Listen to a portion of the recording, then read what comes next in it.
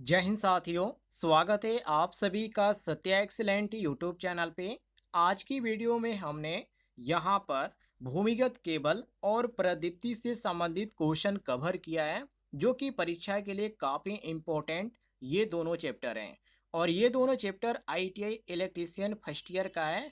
तो यदि आप आईटीआई फर्स्ट ईयर इलेक्ट्रीशियन के छात्र हैं तो इस वीडियो को आप कंप्लीट देखिएगा। और इससे पहले की वीडियो आप देखना चाहते हैं तो चैनल पे मैंने अपलोड कर रखा है, वहां से आप देख लीजिएगा। या प्लेलिस्ट भी आप चेक कर सकते हैं, प्लेलिस्ट में भी आपको देखने को मिल जाएगा। तो चलिए क्वेश्चन शुरू करते हैं क्वेश्चन नंबर 1 से। पहला क्वेश्चन आप सभी के सामने है। भूमिगत केबल में प्रयुक्त मुख्य इंसुलेटिंग सामग्री कौन सी होती है? वेरी वेरी इंपॉर्टेंट क्वेश्चन है साथियों।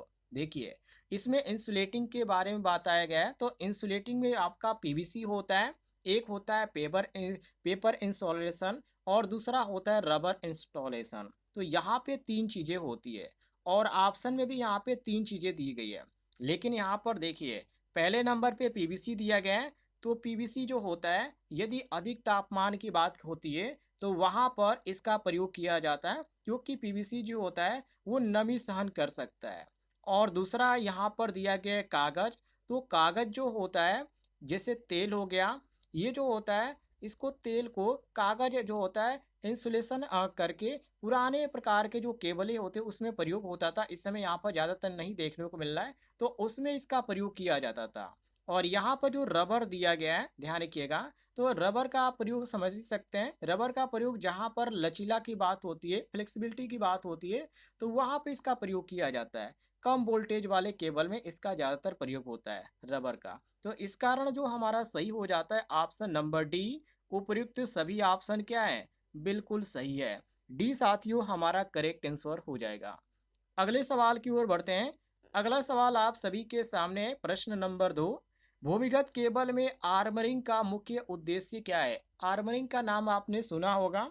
आर्मरिंग का यहाँ पर मुख्य कार्य क्या होता है? तो आर्मरिंग का जो मुख्य कार्य होता है, जो बाहरी क्षति होती है, जो यहाँ पे जैसे सर्किट में यहाँ पे क्षति हो गई या शॉर्ट सर्किट हो गई, तो यहाँ पे आर्मरिंग का मुख्य कार्य होता है कि जो बाहरी क्षति होए उससे बचाव करना। जैसे मिट्टी हो गया, तो मिट्टी में दबाव और जो झटका होता है, मान लीजिए कोई ऊपर से प्रेशर से यदि झटका दे रहा है, तो भूमिगत केबल में वहाँ पे क्या होता है, वहाँ पे दबाव पड़ता है, और दबाव के कारण जो होती है वहाँ पे सर्किटें जो होती है खराब हो जाती है, या कहा जाए तो वहाँ पे दबाव के द्वारा सर्किट जो होती है वो कट जाती है, टूट भी जाती है झटकों के कारण। तो आर्मरिंग वहाँ पे किया जाता है सुरक्षा के तौर पे, ये ध्यान रखिएगा। और ये जो केबल की बात किया जा रहा है, ये जमीन में बिछाने वाली केबल की बात किया जा रहा है, वहाँ पे आर्मरिंग की जाती है, जो कि यहाँ पे क्वेश्चन में शुरू में लिखा गया है भूमिगत, तो इससे भी आप समझ सकते हैं। तो ऑप्शन में यहाँ पे ए दिया गया है, यांत्रिक सुरक्षा प्रदान करना। ये आपका ए ऑप्शन बिल्कुल करेक्ट आंसर हो जाता है। यांत्रिक भी कह सकते हैं, बाहरी सुरक्षा प्रदान करना भी कह सकते हैं, कोई दिक्कत नहीं है। अगले क्वेश्चन को देखते हैं। अगले क्वेश्चन में साथियों पूछा जा रहा है कि भूमिगत केबल में फॉल्ट लोकेशन के लिए किस पद्धति का उपयोग किया जाता है? मान लीजिए भूमि में आपका वायर बिछाया गया है, और कहाँ पर फॉल्ट है उसको आप चेक करना चाहते हैं, तो आप कैसे चेक कर पाएंगे? अब यहाँ पर मान लीजिए यहाँ से आपका 2-3 किलोमीटर तक भूमि भूमि में केबल बिछाया गया है, तो आप उतना तो खोद कर चेक नहीं करेंगे कि कहाँ पर फॉल्ट है। कहीं एक से यहाँ पर स्थान से बैठकर आप कैसे पता कर पाएंगे कि कहाँ पर फॉल्ट है? तो उसको चेक करने के लिए यहाँ पे प्रयोग किया जाता है ओम मीटर का, या ब्रिज जो मेथन विधि होती है उसका भी प्रयोग किया जाता है। और एक होता है हाई वोल्टेज टेस्ट, उसके माध्यम से भी किया जाता है। तो इनका अलग अलग कार्य होता है। देखिए यहाँ पर ऑप्शन में भी दिया गया है ओम मीटर विधि, ब्रिज मेथड, और यहाँ पे दिया गया हाई वोल्टेज। तो जब यहाँ पे ओम मीटर विधि का बात किया जाता है, तो इसमें बहुत ही आसान होता है, क्योंकि ओम मीटर से जो होता है केबल जो होता है उसमें ओपन सर्किट और जो शॉर्ट सर्किट होती है उससे आसानी से जांच हो जाती है। और दूसरे नंबर पे यहाँ पे ब्रिज मेथड दिया गया है। तो ये जो कार्य करता है, जो व्हीट स्टैंड ब्रिज है उसके अनुसार कार्य करता है। तो जो लूप टेस्ट होता है उसमें यहाँ पर इसके द्वारा ज़्यादातर फॉल्ट के पता किया जाता है लूप टेस्ट के माध्यम से। तो ये जो आता है व्हीट स्टोन ब्रिज के अंतर्गत ही आता है, तो इसके द्वारा भी फॉल्ट को पता किया जा सकता है। और तीसरा जो दिया गया है हाई वोल्टेज टेस्ट, तो हाई वोल्टेज जो टेस्ट है आप नाम से ही समझ सकते हैं, हाई वोल्टेज मतलब कि उच्च वोल्टेज, तो उच्च वोल्टेज देकर इंसुलेशन फॉल्ट की पहचान की जा सकती है, तो ये हाई वोल्टेज के लिए है। तो यहाँ पे तीनों यहाँ पर क्या है, बिल्कुल सही है। तो हम यहाँ पे मारेंगे ऑप्शन नंबर डी, तीनों क्या है, बिल्कुल सही है। ध्यान रखिएगा, जब हाई वोल्टेज टेस्ट की बात किया जाए तो यहाँ पर हम सी मारेंगे, और जब यहाँ पे बात किया जाए लूप टेस्ट की तो हम यहाँ पे ब्रिज मेथड मारेंगे, और जब यहाँ पे बात किया सरल यहाँ पर सर्किट का टेस्ट करने के लिए, ओपन सर्किट का यहाँ पे जांच करने के लिए, तो वहाँ पे हम ओम मीटर। लेकिन हमसे क्वेश्चन में ये पूछा गया है कि फॉल्ट लोकेशन, तो फॉल्ट लोकेशन का प्रयोग हम तीनों के लिए करते हैं, इसलिए हम मारेंगे ऑप्शन नंबर डी, बिल्कुल करेक्ट आंसर। क्लियर हो गया होगा साथियों, आगे बढ़ते हैं। अगला सवाल आप सभी के सामने है, जिसमें पूछा जा रहा है कि प्रकाश की इकाई क्या है। काफी इजी क्वेश्चन है। देखिए, प्रकाश की इकाई क्या होती है, लक्स होती है, जो कि ऑप्शन में आप यहाँ पर देख सकते हैं, सी ऑप्शन यहाँ पर लक्स दिया गया है। क्लियर हो गया। अब ध्यान रखिएगा, जो लक्स होता है इसमें आपने कैंडला का भी नाम सुना होगा, जो कि ऑप्शन में यहाँ पर दिया गया है, इसको भी मैं आपको बता देता हूँ, ध्यान से देखिएगा, एक एक आप यहाँ पर ध्यान रखिए। जो यहाँ पे कैंडला दिया गया है, तो ये प्रकाश स्रोत की तीव्रता को मापने की इकाई होती है, जो कैंडला यहाँ पर दिया गया है। और ये जो ल्यूमन दिया गया है साथियों, ये जो होती है प्रकाश प्रवाह को मापने की इकाई होती है। और लक्स जो है, जो कि यहाँ पे प्रकाश की इकाई है, मैंने आपको अभी बताया। और यहाँ पे जो वाट दिया गया चौथे नंबर पे, मतलब कि डी ऑप्शन में, ये जो होती है विद्युत शक्ति के मापने की इकाई होती है। ये ध्यान रखिएगा। तो ये आपका होता है ऑप्शन, जो कि क्वेश्चन के अनुसार हमारा सही, वो सी ऑप्शन बिल्कुल करेक्ट आंसर। क्लियर हो गया होगा। आगे देखते हैं अगले सवाल को। देखिए, अगले सवाल में क्या पूछा जा रहा है। अगले सवाल में साथियों पूछा जा रहा है, सड़क प्रकाश व्यवस्था में उपयोग किए जाने वाले सबसे सामान्य प्रकाश स्रोत कौन से हैं। जैसे कि एलईडी दिया गया है, सीएफएल दिया गया है, सोडियम वेपर लैंप दिया गया है, और यहाँ पे सभी दिया गया है। तो इसमें हमारा जो सही हो जाता है, ये डी ऑप्शन सही हो जाता है। क्योंकि जब यहाँ पे एलईडी, सीएफएल और सोडियम वेपर लैंप की बात किया जाता है, तो जो एलईडी होता है ये स्ट्रीट लाइट में सबसे ज़्यादा उपयोग किए जाते हैं। जहाँ पे ऊर्जा जो होती है कुशल होती है, वहाँ पे इसका ज़्यादातर प्रयोग किया जाता है। और जो सीएफएल होता है, जो कि यहाँ पे बी में दिया गया है, इसका जो प्रयोग किया जाता है बहुत ही कम स्थानों में किया जाता है। माने जहाँ पे टिकाऊ की जरूरत होती है, कम टिकाऊ जगह होते हैं, वहाँ पे इसका प्रयोग किया जाता है। जैसे कि कमर्शियल स्थानों पे आप कह सकते हैं कि कुछ कमर्शियल स्थानों पर इसका ज़्यादातर प्रयोग किया जाता है, सी एफ एल का। और यहाँ पे सोडियम वेपर जो लैंप दिया गया डी ऑप्शन में, तो ये जो होता है पहले बहुत ही ये प्रचलित था, इस समय यहाँ पे देखने को नहीं मिल रहा है। ये उसी वही यहाँ पे बात किया जा रहा है सोडियम वेपर लैंप की, जो आपको शुरुआत में अलग कलर का देखने को मिलता है और बाद में अलग कलर का, मतलब कि शुरुआत में आपको पीले कलर का देखने को मिलता था प्रकाश इसका।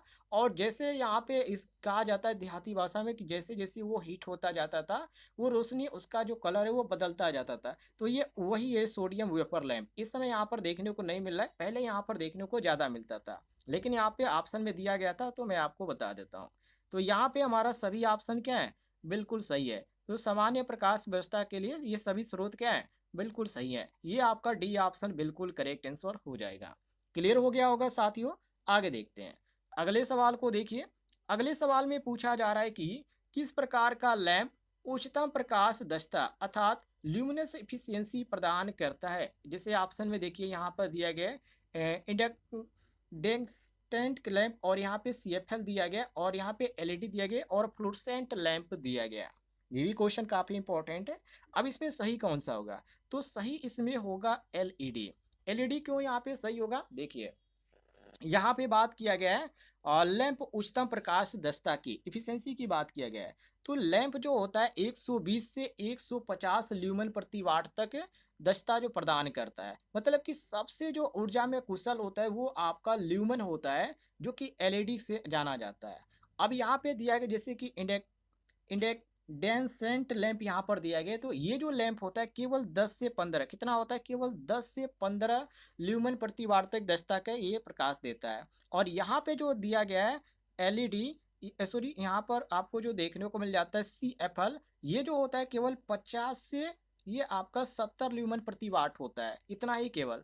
और जो फ्लोरेसेंट यहाँ पर दिया गया डी ऑप्शन में, ये जो होता है साथियों, ये 60 से 100 ल्यूमेन प्रति वाट होता है। तो यहाँ पे सबसे अधिक की बात किया गया, देखिए उच्चतम प्रकाश दक्षता की बात किया गया है। तो उच्चतम कौन सा दे रहा है? एलईडी दे रहा है, मतलब कि 120 से जो 150 के अंतर्गत आ रहा है वो एलईडी आ रहा है। तो ये आपका 120 से 150 ल्यूमेन प्रति वाट जो होता है, वो जो होता है साथियों कौन सा होता है? ये होता है एलईडी, जो कि ऑप्शन में सी दिया गया है। तो हम सी ऑप्शन बिल्कुल करेक्ट आंसर मारेंगे।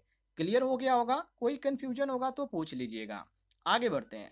अगला सवाल आप सभी के सामने है, भूमिगत केबल में अधिकतर कितने कोर अर्थात कोर लॉस होते हैं? जो कोर होते हैं, सॉरी कोर केबल पूछा गया, मैंने लॉस यहाँ पे गलती से बोल दिया।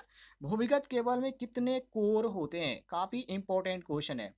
तो भूमिगत को जो केबल होती है, इसमें अलग अलग होते हैं, एक भी होता है, दो भी होता है, तीन भी होता है। कहने का मतलब यह है कि सिंगल कोर केबल भी होता है, 2 कोर केबल भी होता है, 3 कोर केबल भी होता है और 4 कोर केबल भी होता है। तो जब सिंगल कोर केबल की बात की जाती है तो उस समय जो होता है उच्च वोल्टेज ट्रांसमिशन में इसका उपयोग किया जाता है, सिंगल कोर केबल का। वहीं 2 कोर केबल की जब बात चलती है तो ये जो होता है सिंगल फेज सप्लाई के लिए उपयोग किया जाता है। और 3 कोर जो केबल होता है ये 3 फेज सिस्टम के लिए होता है। और जो 4 कोर केबल होता है ये न्यूट्रल के साथ 3 फेज सिस्टम में प्रयोग किया जाता है। तो ये अलग अलग यहाँ पे इसका उपयोग होता है। बाकी क्वेश्चन में हमसे केवल ये पूछा जा रहा है कि भूमिगत केबल में अधिकतर कितने कोर होते हैं? तो अधिक से अधिक जो होते हैं 3 होते हैं, और एक भी होता है, दो भी होता है, तीन भी होता है। इसलिए यहाँ पर हम डी ऑप्शन मारेंगे। उपयुक्त सभी ऑप्शन क्या है? बिल्कुल सही है। क्लियर हो गया होगा? आगे देखिए, अगले सवाल को देखते हैं। अगले सवाल में पूछा जा रहा है कि किस प्रकार की भूमिगत केबल का उपयोग उच्च वोल्टेज मतलब कि 33 केवी से अधिक ट्रांसमिशन के लिए किया जाता है?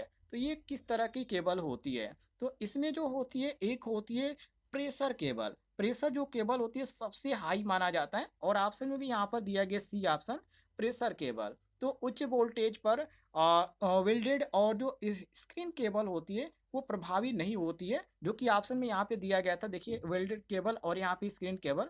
तो जब उच्च की बात की जाती है तो इसका उपयोग हम नहीं कर सकते, क्योंकि ये उतना प्रभावी नहीं होती है, उतनी टिकाऊ नहीं होती है, क्योंकि इसकी जो इंसुलेशन जो क्षमता होती है वो एक निश्चित तौर पर सीमित होती है कि इतने तक ही ये प्रयोग किया जा सकता है। लेकिन जो प्रेशर केबल होती है, वो जैसे कि गैस प्रेशर केबल हो गया, आयल फिक्स केबल हो गया, और ये जो होती है ये ज़्यादातर हाई ट्रांसमिशन लाइनों में प्रयोग की जाती है, मतलब कि उच्च वोल्टेज की जो ट्रांसमिशन होती है उसमें यहाँ पर इसका प्रयोग किया जाता है, और बेहतरीन प्रदर्शन भी इसका देखने को मिलता है, कोई यहाँ पे दिक्कत नहीं होती है। तो इसलिए यहाँ पर मारेंगे ऑप्शन नंबर सी, बिल्कुल करेक्ट आंसर, प्रेशर केबल। ध्यान रखिएगा, सी ऑप्शन आपका सही हो जाएगा। आगे देखते हैं अगले सवाल को। अगले सवाल में साथियों यहाँ पे पूछा जा रहा है कि भूमिगत केबल में अधिकतर फॉल्ट किसके कारण होता है? ये भी क्वेश्चन आपका काफी इंपॉर्टेंट है। देखिए, फॉल्ट की बात करें तो ये फॉल्ट जो होता है कई तरह से होते हैं। यांत्रिक दबाव के कारण होता है, जैसे ऑप्शन में यहाँ पे दिया गया यांत्रिक दबाव, तो इसके कारण भी होगा। यहाँ पे जल भराव के भी कारण होगा, इंसुलेशन ब्रेकडाउन के कारण भी होगा। लेकिन इनके अलग अलग यहाँ पे कारण होते हैं। देखिए, जब यहाँ पे यांत्रिक दिया गया है तो ये जो होगा कब होगा? केबल जब बिछाया जाता है तो बिछाने के दौरान ध्यान रखिएगा, जो बाहरी भार होता है उससे काफ़ी यहाँ पे केबल को क्षति पहुंचती है। तो ये सबसे बड़ा कारण यहाँ पे ये बनता है कि केबल बिछाने के दौरान ये क्षति देखने को मिलती है, जिसको हम यांत्रिक दबाव के कारण जो क्षति होती है वो बोलते हैं। तो ये यांत्रिक दबाव के अंतर्गत आता है, मैकेनिकल स्ट्रेस। और दूसरा जो यहाँ पे दिया गया है जल भराव, मतलब यहाँ पे जो जल भराव की बात किया गया है, तो जब जल के संपर्क में केबल आता है तो जब केबल के ऊपर जो इंसुलेशन होता है तो उसको प्रभाव करता है, यानी उसको प्रभावित करता है, तो वहां पर भी ये क्षति देखने को मिलती है। तो इसको बोला जाता है जल भराव। तो ये जल भराव के कारण होता है, इसलिए इसको जल भराव लॉसेस के अंतर्गत जाना जाता है। और यहाँ पे इंसुलेशन जो ब्रेकडाउन दिया गया सी ऑप्शन में, तो इंसुलेशन ब्रेकडाउन कब? जब यहाँ पे तापमान अधिक होता है, मतलब कि अधिक तापमान होगा, वोल्टेज स्ट्रेस ज़्यादा होगा, जाएगा। तो उस समय यहाँ पे जो इसकी क्वालिटी होगी उस पे डिपेंड करेगी और इसके जो इंसुलेशन होगे, जो सामग्री होगी, ऊपरी जो भाग होता है इंसुलेशन का, उस पे प्रभाव डालता है। तो इसलिए यहाँ पे बोलते हैं इसको इंसुलेशन ब्रेकडाउन। तो ये आपका तीनों ऑप्शन क्या है? बिल्कुल सही है। तो हम यहाँ पे डी ऑप्शन साथियों मारेंगे। उपयुक्त सभी ऑप्शन क्या है? बिल्कुल करेक्ट है। क्लियर हो गया होगा? आगे देखते हैं। अगला सवाल आप सभी के सामने सवाल नंबर 10, जिसमें पूछा जा रहा है प्रकाश की तीव्रता किस उपकरण से मापी जाती है? ये भी क्वेश्चन काफी इंपॉर्टेंट है। देखिए, प्रकाश की जो तीव्रता होती है वो लक्स मीटर से मापी जाती है। किससे मापी जाती है? लक्स मीटर से। यहाँ पर आपका सी ऑप्शन दिया गया है। अब यहाँ पे और भी ऑप्शन दिए गए, जैसे कि स्पेक्ट्रोमीटर दिया गया है। ये ऑप्शन में यहाँ पर देखिए, तो जो स्पेक्ट्रोमीटर होता है वो प्रकाश की तरंग दैर्ध्य जो होती है और जो रंगों का विश्लेषण होता है उसका, ये इसके द्वारा मापा जाता है, जो कि स्पेक्ट्रोमीटर के द्वारा। और जो फोटोमीटर यहाँ पर दिया गया है, ये प्रकाश स्रोत की सामग्री और जो तीव्रता होती है उसको ये इसके फोटोमीटर द्वारा मापी जाती है। बाकी यहाँ पे लक्स के बारे में मैंने आपको बता ही दिया, जो कि क्वेश्चन में ही पूछा गया है। तो प्रकाश की तीव्रता लक्स के, और यहाँ पे नीचे दिया गया है पायरोमीटर। तो पायरो जो मीटर होता है उसमें जो विकिरण होती है और जो तापमान होती है उसको मापने में प्रयोग किया जाता है। तो पायरोमीटर अलग है और यहाँ पे फोटोमीटर अलग है, स्पेक्ट्रोमीटर अलग है। क्वेश्चन के अनुसार हम चलें तो ये आपका सी ऑप्शन सही हो जाएगा, लक्स मीटर। क्लियर हो गया होगा? आगे देखते हैं। अगला सवाल आप सभी के सामने सवाल नंबर 11। सवाल नंबर 11 में पूछा जा रहा है 50 लक्स की प्रकाश तीव्रता आमतौर पे किसके लिए उपयुक्त होती है? मतलब कहाँ पर इसका हम उपयोग कर सकते हैं यदि 50 लक्स की प्रकाश तीव्रता है तो देखिए, इसका उपयोग हम सड़कों पर कर सकते हैं। कहाँ पे कर सकते हैं? सड़कों पर। मतलब ए ऑप्शन यहाँ पे सही है। अब यहाँ पे देखिए, जो स्ट्रीट लाइटें होती है उनकी लक्स अलग होती है, जो ड्राइंग रूम होता है उनकी यहाँ पे तीव्रता के अनुसार जो लक्स होती है अलग होती है, वर्कशॉप के लिए अलग होती है, और जो टनल लाइटिंग होती है उसके लिए अलग होती है। तो जब यहाँ पे स्ट्रीट लाइट की बात की जाती है तो स्ट्रीट लाइट में साथियों 30 से 35 होती है। कितना होता है? 30 से 35 लक्स होता है। और जो यहाँ पे ड्राइंग रूम होता है, जैसे यहाँ पे बी ऑप्शन में दिया गया ड्राइंग रूम, तो ड्राइंग रूम के लिए यहाँ पे कितना होता है? 150 से 300 तक लक्स होता है। कितना? 150 से 300 लक्स तक। और जब वर्कशॉप की बात की जाती है, जैसे सी ऑप्शन में दिया गया है, तो वर्कशॉप के लिए 300 से 750 तक। कितना? 300 से 750 तक, ध्यान रखिएगा। और जब यहाँ पे डी ऑप्शन दिया गया टनल लाइटिंग, तो इसको भी जान लीजिए, ये केवल 100 से 200 लक्स तक यहाँ पे प्रयोग की जाती है। और जब यहाँ पे सबसे कम की बात की जाती है 30 से 50 तक, तो ये जो होता है केवल सड़क प्रकाश के लिए उपयोग की जाती है। ये ध्यान रखिएगा, ये काफ़ी इंपॉर्टेंट क्वेश्चन है। ये ज़्यादातर टेक्निकल एग्जामों में भी पूछा जाता है। तो यहाँ पर साथियों आपका सही हो जाता है ऑप्शन नंबर ए, बिल्कुल करेक्ट आंसर मिला लीजिएगा। क्लियर हो गया होगा? आगे देखते हैं। अगला सवाल आप सभी के सामने सवाल नंबर 12, जिसमें साथियों पूछा जा रहा है निम्न में से कौन सा प्रकाश स्रोत सबसे अधिक ऊर्जा कुशल अर्थात एनर्जी इफेक्ट है? जैसे सीएफएल, एलईडी, या सोडियम वेपर लैंप, या इंडेक्सेडेंट लैंप। तो यहाँ पे आपका सही हो जाता है ऑप्शन के अनुसार एलईडी। यहाँ पे भी ऑप्शन सही हो जाएगा, क्योंकि साथियों जब एलईडी की बात की जाती है, लाइट इमिटिंग डायोड की बात की जाती है, तो ये जो लैंप होती है सबसे अधिक ऊर्जा कुशल होता है। इसके पीछे रीजन भी होती है, क्योंकि जो ऊर्जा दक्षता होती है इसका 120 से 150 ल्यूमन ये वाट होता है, और ये जो ज़्यादातर दिनों तक चलता भी है। लगभग यहाँ पर जो इसका माना गया जो समय अंतराल, वो केवल यहाँ पे 50,000 घंटे तक ये चलने की अवधि इसकी रखी गई है, ध्यान रखिएगा। और उत्पादन में भी यहाँ पे कम सामग्रियों की जरूरत पड़ती है, कम खर्चे की जरूरत पड़ती है, इसलिए यहाँ पे जो कुशल माना गया है वो माना गया है एलईडी को। बाकी यहाँ पे और भी यहाँ पे ऑप्शन दिए गए, जैसे कि आप यहाँ पे सीएफएल देख सकते हैं। तो मैंने आपको पिछले क्वेश्चन में बताया था, सीएफएल जो होता है कितना होता है? 50 से 70 ल्यूमन तक होता है, ये ल्यूमन प्रति वाट तक होता है। और यहाँ पे सोडियम वेपर जो लैंप दिया गया है, ये 80 से, ये कितना होता है? 80 से, ध्यान रखिएगा, 80 से 100 तक ल्यूमन और प्रति वाट तक होता है। और यहाँ पे नीचे दिया गया डेसेंट लैंप, ये जो होता है कितना? 10 से केवल 15 ल्यूमन प्रति वाट होता है, ध्यान रखिएगा। तो यहाँ पे सबसे जो कुशल माना जाता है वो एलईडी को माना जाता है, लाइट इमिटिंग डायोड को। ये आपका बी ऑप्शन करेक्ट आंसर हो जाएगा। आगे बढ़ते हैं, अगले सवाल को देखिए। सवाल नंबर 13 जिसमें पूछा जा रहा है कि भूमिगत केबल में प्रयुक्त सीथिंग सामग्री का मुख्य कार्य क्या होता है। काफी इंपॉर्टेंट क्वेश्चन ये भी है, इसको भी ध्यान रखिएगा।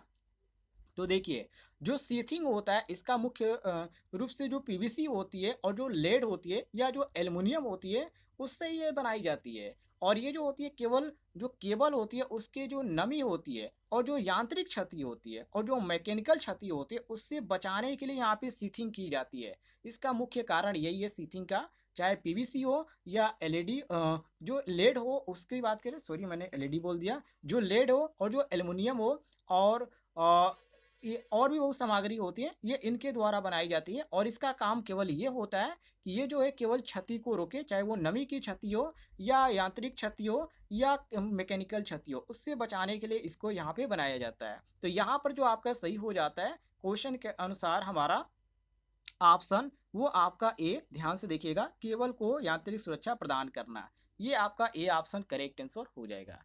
आगे बढ़ते हैं, अगले सवाल को देखिए।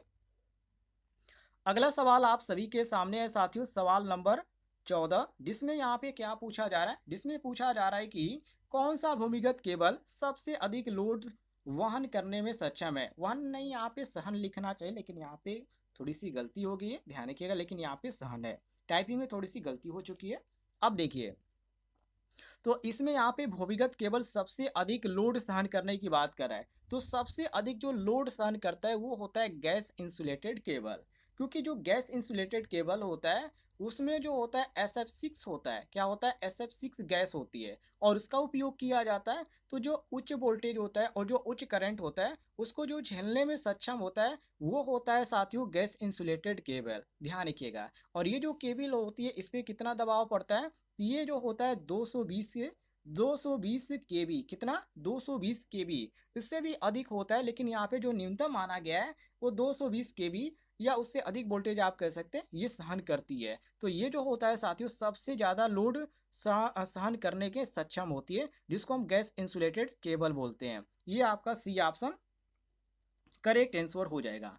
क्लियर हो गया साथियों, आगे बढ़ते हैं।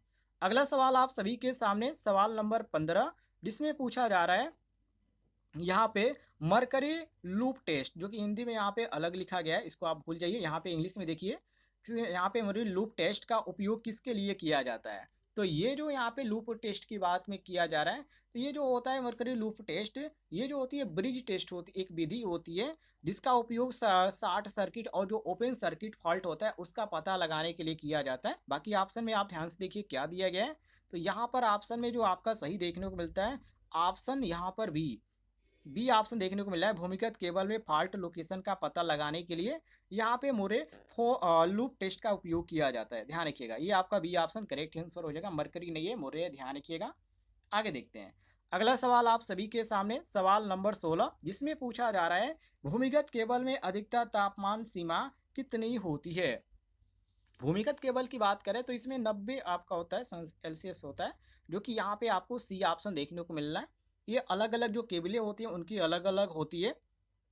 जो यहाँ पे 90 जो होता है वो XLPE का होता है, क्रॉस लिकेज जो पॉलीथेन होता है उसका ये पूछा जा रहा है। तो ये जो होती है इसका 90 अंश सेल्सियस तक होता है, ये ध्यान रखिएगा, ये काफ़ी ईजी था। आगे देखते हैं, अगला सवाल आप सभी के सामने है, भूमिगत केबल को अधिक गर्म होने से बचाने के लिए कौन सा उपाय किया जाता है। तो भूमिगत केबल यदि अधिक गर्म हो रहा है तो उसको बचाने के लिए हम प्रयोग करते हैं, जैसे कि अच्छी वैरायटी का केबल हो, इसमें और भी बहुत सारी चीज़ें होती हैं, जैसे कि थर्मल वेरियल होता है उसका उपयोग किया जाता है, ओवरलोडिंग से बचाया जाता है। तो यहाँ पर ज़्यादातर ये ज़्यादा दिन तक चलती है, तो अच्छे करंट प्रवाह से भी यहाँ पर बताया जा रहा है ऑप्शन में। तो ये सभी ऑप्शन क्या है, ये बिल्कुल सही है, तो हम यहाँ पे डी ऑप्शन मारेंगे। सभी ऑप्शनों को ध्यान से देख लीजिए, क्योंकि यहाँ पे सभी ऑप्शन जो दिए गए बिल्कुल सही दिए गए, कोई भी यहाँ पे गलत नहीं दिया गया। अगला सवाल है साथियों, अगले सवाल में पूछा जा रहा है किस प्रकार का प्रकाश स्रोत सबसे अधिक प्राकृतिक स्रोत प्रकाश के समान होता है। ये सवाल साथियों रिपीट हो चुका है, मुझे ऐसा लगता है, लेकिन ऐसा नहीं है।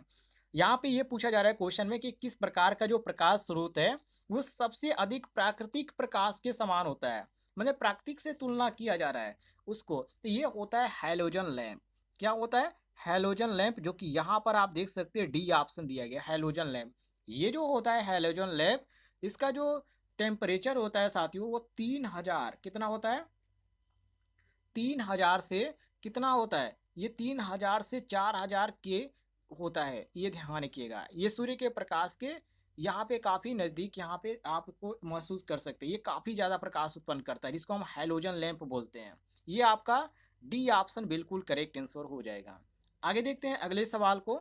अगले सवाल में पूछा जा रहा है ल्यूमेन फ्लक्स की इकाई क्या है। ये क्वेश्चन शायद रिपीट हो गया है। ल्यूमेन फ्लक्स जो होता है, मैंने आपको पिछले या शायद पहले ही क्वेश्चन में मैंने आपको बताया था ल्यूमेन फ्लक्स के बारे में, जो कि ल्यूमेन फ्लक्स की इकाई क्या है। तो इसकी जो इकाई होती है ल्यूमेन फ्लक्स की, ये ल्यूमेन होती है, जो कि यहाँ पे आपका सी ऑप्शन दिया गया है ल्यूमेन। ये सी ऑप्शन आपका सही हो जाता है। ये ध्यान रखिएगा, ये प्रकाश ऊर्जा की इकाई है, जो कि इसी में यहाँ पे पूछा गया है। तो ये आपका सी ऑप्शन करेक्ट आंसर हो जाएगा। आगे देखते हैं अगले सवाल को। अगले सवाल में साथियों पूछा जा रहा है कि सीएफएल की तुलना में एलईडी कितनी अधिक ऊर्जा कुशल होती है। इसमें यहाँ पे तुलना किया जा रहा है। तो सीएफएल लैंप की जो दक्षता होती है वो मात्र कितना होती है, 50 से 70 कितना होती है, 50 से 70 ल्यूमेन प्रति वाट होती है। वहीं एलईडी की बात करें तो एलईडी जो होता है वो 100 से कितना होता है, 150 ल्यूमेन वाट होती है, दक्षता प्रदान करती है, इतना है। तो एलईडी लैंप और सीएफएल लगभग जो होता है वो 2 गुना अधिक होता है। तो ये ध्यान रखिएगा, 2 गुना कितना होता है, ये अधिक होता है, ये तुलना किया जाए तो ये आपका जो सही हो जाता है। यहाँ पर साथियों ऑप्शन में जो दिया गया सही ऑप्शन वो आपका बी ऑप्शन दिया गया, 2 गुना क्या होता है, अधिक होता है। सीएफएल की तुलना में एलईडी कितना यहाँ पे ज़्यादा होता है, 2 गुना अधिक होता है। क्लियर हो गया साथियों। आगे देखते हैं अगला सवाल आप सभी के सामने, जिसमें पूछा जा रहा है कि यदि एक प्रकाश स्रोत 100 ल्यूमेन प्रकाश उत्पन्न करता है तो इसे 2 मीटर स्क्वायर सतह पर फैलाया जाता है, तो प्रदीप्ति ल्यूमिनेंस कितनी होती है। देखिए ये क्वेश्चन थोड़ा सा यहाँ पे घुमा के पूछ दिया गया, लेकिन काफ़ी इंपॉर्टेंट है।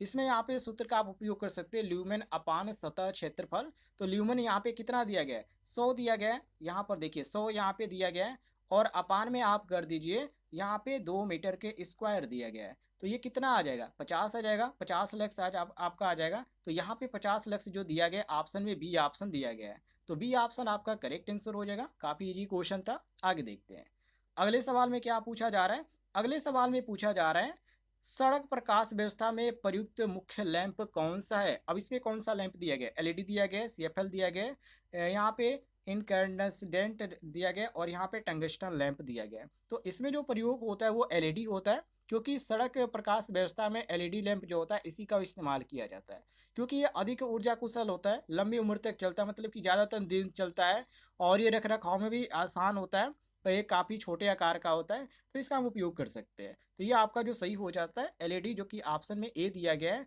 ये ऑप्शन हमारा सही हो जाता है। क्लियर हो गया साथियों। आगे देखते हैं अगला क्वेश्चन आप सभी के सामने, जिसमें पूछा जा रहा है थिएटर और स्टेज लाइटिंग के लिए कौन सा लैंप उपयुक्त होता है। देखिए थिएटर की जब बात किया जाता है, और यहाँ पे जब सिनेमा घरों की बात की जाती है, थिएटर उसी को कहते हैं, तो यहाँ पे हम बात करते हैं तो टंगस्टन हैलोजन लैंप का, इस पे ध्यान रखिएगा। थिएटर और स्टेज लाइटिंग में हम यहाँ पे प्रयोग करते हैं टंगस्टन हैलोजन लैंप का, इसी का उपयोग किया जाता है, ध्यान रखिएगा। ये आपका जो सही हो जाता है वो यहाँ पर ऑप्शन में दिया गया सी ऑप्शन, ये बिल्कुल करेक्ट आंसर। यदि मेरे द्वारा बताए गए जानकारी आपको समझ में आई होगी, कुछ आपको जानकारी मिली होगी, तो इस वीडियो पर लाइक कीजिएगा, और इस वीडियो के नीचे आपको एक बटन दिख रहा होगा सब्सक्राइब वाला, उसे जरूर दबाइएगा।